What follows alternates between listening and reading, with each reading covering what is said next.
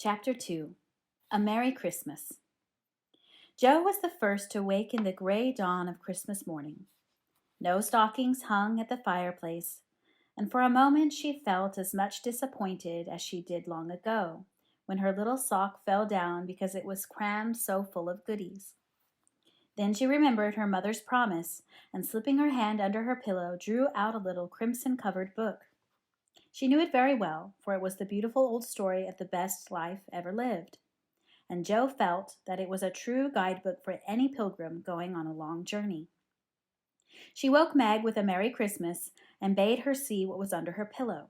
A green-covered book appeared with the same picture inside and a few words written by their mother, which made their one present very precious in their eyes. Presently Beth and Amy woke to rummage and find their little books also, one dove-colored, the other blue, and all sat looking at and talking about them while the east grew rosy with the coming day. In spite of her small vanities, Margaret had a sweet and pious nature which unconsciously influenced her sisters, especially Jo, who loved her very tenderly and obeyed her because her advice was so gently given. "Girls," said Meg seriously, looking from the tumbled head beside her to the two little night-capped ones in the room beyond, "Mother wants us to read and love and mind these books, and we must begin at once.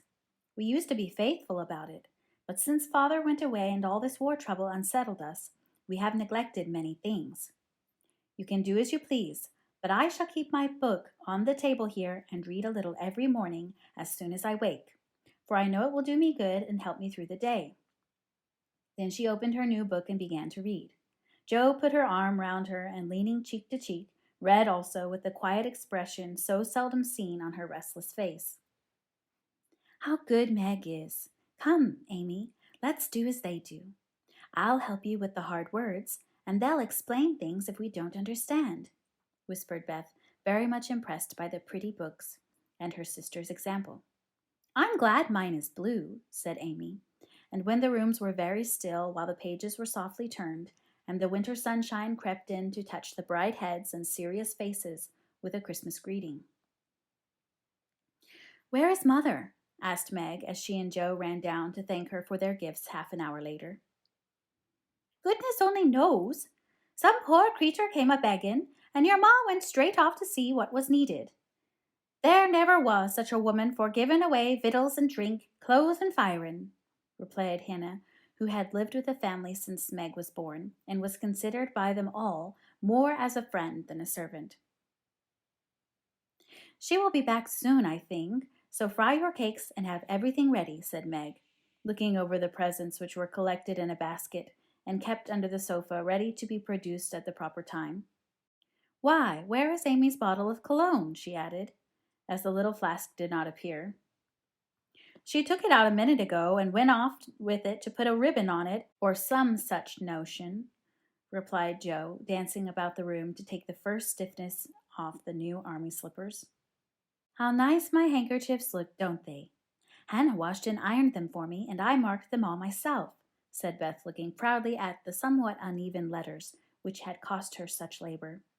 "Bless the child! She's gone and put Mother on them instead of March. How funny!" cried Jo, taking one up. "Isn't that right? I thought it was better to do so because Meg's initials are M.M., and I don't want anyone to use these but Marmee," said Beth, looking troubled. "It's all right, dear, and a very pretty idea, quite sensible too, for no one can ever mistake now. It will please her very much, I know," said Meg, with a frown for Jo and a smile for Beth. "There's Mother! Hide the basket quick!" cried Jo as the door slammed and steps sounded in the hall.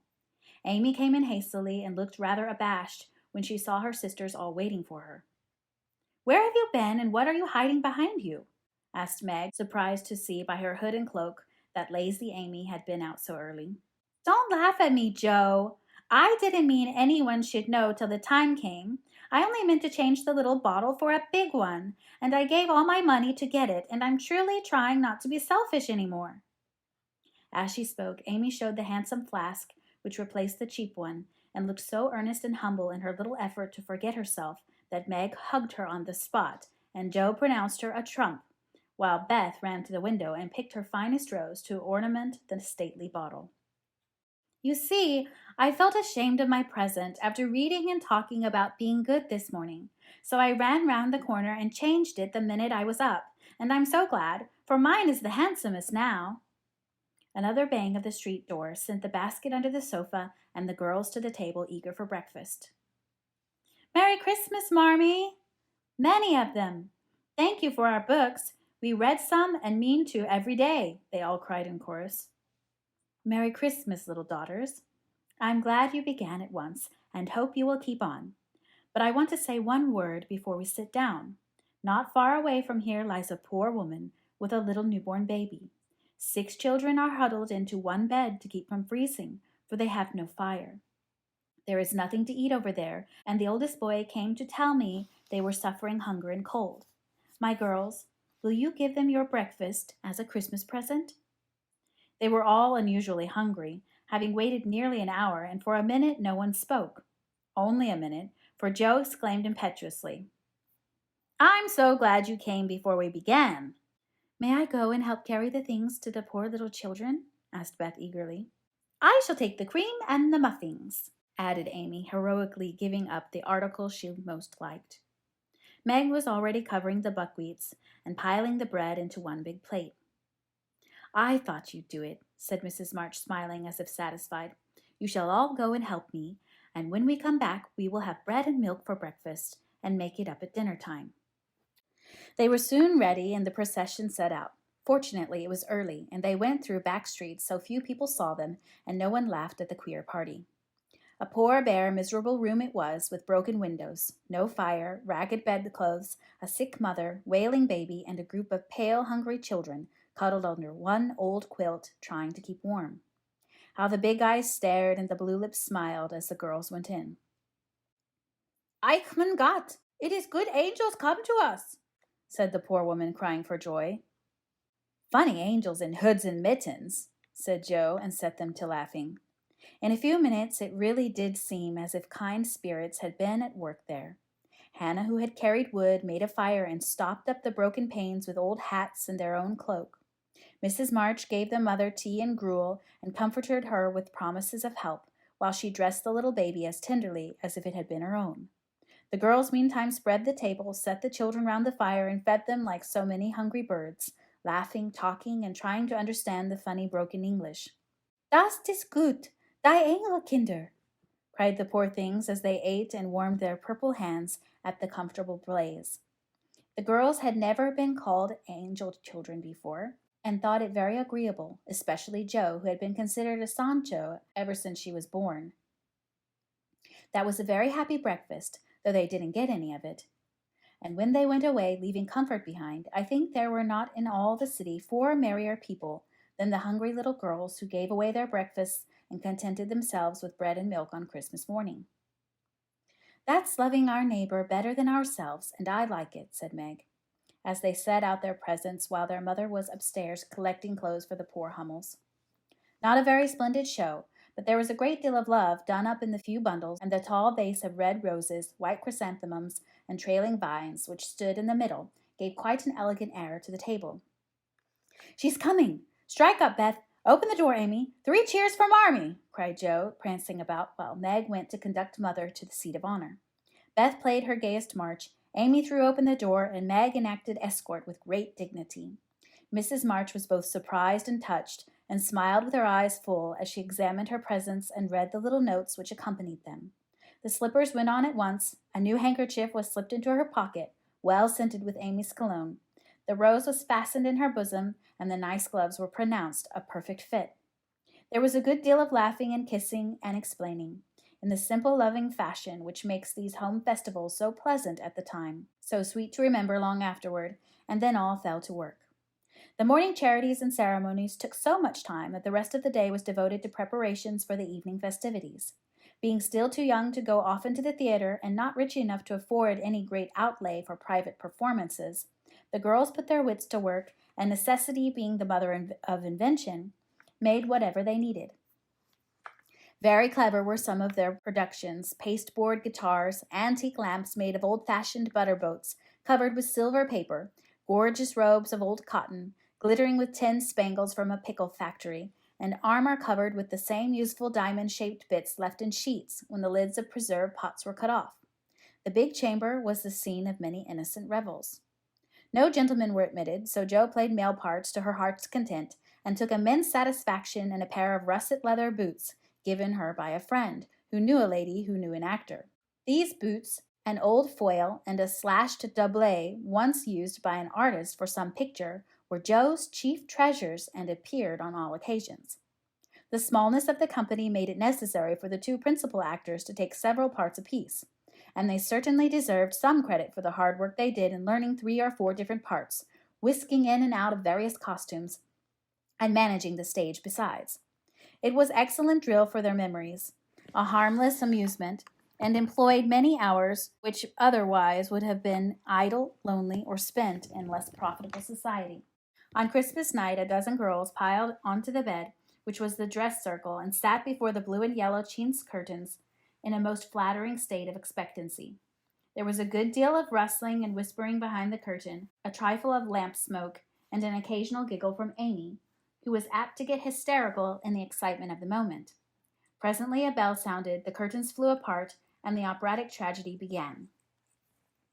A gloomy wood, according to one playbill, was represented by a few shrubs in pots, green baize on the floor, and a cave in the distance. This cave was made with a clothes horse for a roof, bureaus for walls, and in it was a small furnace in full blast with a black pot on it and an old witch bending over it. The stage was dark, and the glow of the furnace had a fine effect, especially as real steam issued from the kettle when the witch took off the cover. A moment was allowed for the first thrill to subside, then Hugo the villain stalked in with a clanking sword at his side, a slouching hat, black beard, mysterious cloak, and the boots. After pacing to and fro in much agitation, he struck his forehead and burst out in a wild strain, singing of his hatred for Roderigo, his love for Zara, and his pleasing resolution to kill the one and win the other. The gruff tones of Hugo's voice, with an occasional shout when his feelings overcame him, were very impressive, and the audience applauded the moment he paused for breath. Bowing with the air of one accustomed to public praise, he stole to the cavern and ordered Hagar to come forth with a commanding, "What ho, minion! I need thee!" Out came Meg with a gray horsehair hanging about her face, a red and black robe, a staff, a cabalistic signs upon her cloak. Hugo demanded a potion to make Zara adore him, and one to destroy Roderigo. Hagar, in a fine dramatic melody, promised both, and proceeded to call up the spirit who would bring the love philtre. "Hither, hither, from thy home, airy sprite, I bid thee come.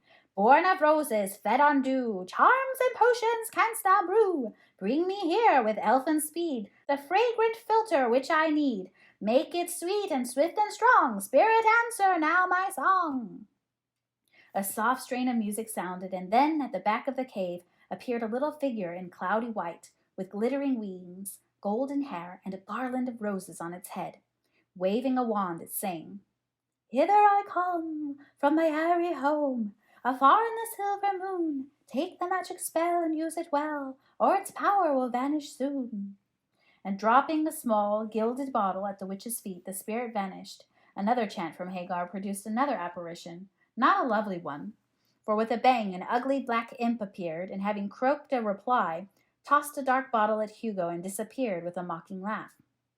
Having warbled his thanks and put the potions in his boots, Hugo departed, and Hagar informed the audience that as he had killed a few of her friends in the times past, she had cursed him and intends to thwart his plans and be revenged on him. Then the curtain fell, and the audience reposed and ate candy while discussing the merits of the play.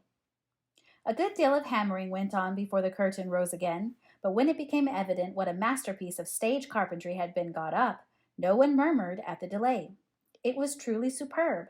A tower rose to the ceiling. Halfway up appeared a window with a lamp burning in it, and behind the white curtain appeared Zara, in a lovely blue and silver dress, waiting for Roderigo. He came in gorgeous array with plumed cap, red cloak, chestnut lovelocks, a guitar, and the boots, of course. Kneeling at the front of the tower, he sang a serenade in melting tones. Zara replied, and after a musical dialogue consented to fly. Then came the grand effect of the play. Roderigo produced a rope ladder with 5 steps to it, threw up one end, and invited Zara to descend. Timidly she crept from her lattice, put her hand on Roderigo's shoulder, and was about to leap gracefully down when, alas, alas for Zara! She forgot her train. It caught in the window, the tower tottered, leaned forward, fell with a crash, and buried the unhappy lovers in the ruins. A universal shriek arose as the russet boots waved wildly from the wreck, and the golden head emerged, exclaiming, "I told you so! I told you so!" With wonderful presence of mind, Don Pedro, the cruel sire, rushed in, dragged out his daughter with a hasty aside. "Don't laugh, act as if it was all right," and ordering Roderigo up, banished him from the kingdom with wrath and scorn. Though decidedly shaken by the fall from the tower upon him, Roderigo defied the old gentleman and refused to stir. This dauntless example fired Zara. She also defied her sire, and he ordered them both to the deepest dungeons of the castle. A stout little retainer came in with chains and led them away, looking very frightened and evidently forgetting the speech he ought to have made. Act third was the castle hall, and here Hagar appeared, having come to free the lovers and finish Hugo. She hears him coming and hides, sees him put the potions into 2 cups of wine, and bid the timid little servant, "Bear them to the captives in their cells, and tell them I shall come anon." The servant takes Hugo aside to tell him something, and Hagar changes the cups for 2 others which are harmless. Ferdinando, the minion, carries them away, and Hagar puts back the cup which holds the poison meant for Roderigo. Hugo, getting thirsty after a long warble, drinks it, loses his wits, and after a good deal of clutching and stamping, falls flat and dies, while Hagar informs him what she has done in a song of exquisite power and melody. This was a truly thrilling scene, though some persons might have thought that the sudden tumbling down of a quantity of long red hair rather marred the effects of the villain's death. He was called before the curtain, and with great propriety appeared, leading Hagar, whose singing was considered more wonderful than all the rest of the performance put together. Act fourth displayed the despairing Roderigo at the point of stabbing himself because he had been told that Zara had deserted him. Just as the dagger is at his heart, a lovely song is sung under his window, informing him that Zara is true but in danger, and he can save her if he will. A key is thrown in, which unlocks the door, and in a spasm of rapture he tears off his chains and rushes away to find and rescue his lady love. Act fifth opened with a stormy scene between Zara and Don Pedro. He wishes her to go into a convent, but she won't hear of it, and after a touching appeal, is about to faint when Roderigo dashes in and demands her hand. Don Pedro refuses because he is not rich. They shout and gesticulate tremendously, but cannot agree, and Roderigo is about to bear away the exhausted Zara when the timid servant enters with a letter and a bag from Hagar, who has mysteriously disappeared. The latter informs the party that she bequeaths untold wealth to the young pair and an awful doom to Don Pedro if he doesn't make them happy.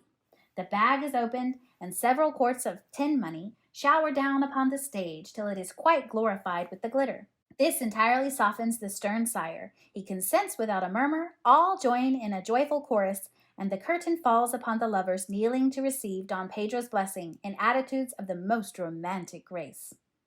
Tumultuous applause followed, but received an unexpected check, for the cot bed on which the dress circle was built suddenly shut up and extinguished the enthusiastic audience. Roderigo and Don Pedro flew to the rescue, and all were taken out unhurt, though many were speechless with laughter. The excitement had hardly subsided when Hannah appeared with Mrs. March's compliments, and would the ladies walk down to supper. This was a surprise even to the actors, and when they saw the table, they looked at one another in rapturous amazement. It was like Marmee to get up a little treat for them, but anything so fine as this was unheard of since the departed days of plenty. There was ice cream, actually 2 dishes of it, pink and white, and cake and fruit and distracting French bonbons, and in the middle of the table 4 great bouquets of hothouse flowers. It quite took their breath away, and they stared first at the table and then at their mother, who looked as if she enjoyed it immensely. "Is it fairies?" asked Amy. "Santa Claus," said Beth. "Mother did it," and Meg smiled her sweetest in spite of her gray beard and white eyebrows. "Aunt March had a good fit and sent the supper," cried Joe with a sudden inspiration. "All wrong. Old Mr. Lawrence sent it," replied Mrs. March. "The Lawrence boy's grandfather? What in the world put such a thing into his head? We don't know him," exclaimed Meg. "Hannah told one of his servants about your breakfast party." He is an odd old gentleman, but that pleased him. He knew my father years ago, and he sent me a polite note this afternoon saying he hoped I would allow him to express his friendly feeling toward my children by sending them a few trifles in honor of the day. I could not refuse, and so you have a little feast at night to make up for the bread and milk breakfast. That boy put it into his head. I know he did. He's a capital fellow, and I wish we could get acquainted. He looks as if he'd like to know us, but he's bashful, and Meg is so prim she won't let me speak to him when we pass, said Joe, as the plates went round and the ice began to melt out of sight, with ohs and ahs of satisfaction. You mean the people who live in the big house next door, don't you? Asked one of the girls. My mother knows old Mr. Lawrence, but says he's very proud and doesn't like to mix with his neighbors. He keeps his grandson shut up when he isn't riding or walking with his tutor, and makes him study very hard. We invited him to our party, but he didn't come. Mother says he's very nice, though he never speaks to us girls. Our cat ran away once, and he brought her back, and we talked over the fence and were getting on capitally all about cricket and so on, when he saw Meg coming and walked off. I mean to know him some day, for he needs fun, I'm sure he does, said Joe decidedly. I like his manners, and he looks like a little gentleman, so I've no objection to your knowing him if a proper opportunity comes. He brought the flowers himself, and I should have asked him in, if I had been sure what was going on upstairs. He looked so wistful as he went away, hearing the frolic and evidently having none of his own. It's a mercy you didn't, Mother, laughed Joe, looking at her boots. But we'll have another play sometime he can see. Perhaps he'll help act. Wouldn't that be jolly? I never had such a fine bouquet before. How pretty it is, said Meg, examining her flowers with great interest. They are lovely, but Beth's roses are sweeter to me, said Mrs. March, smelling the half-dead posy in her belt. Beth nestled up to her and whispered softly, I wish I could send my bunch to Father. I'm afraid he isn't having such a Merry Christmas as we are.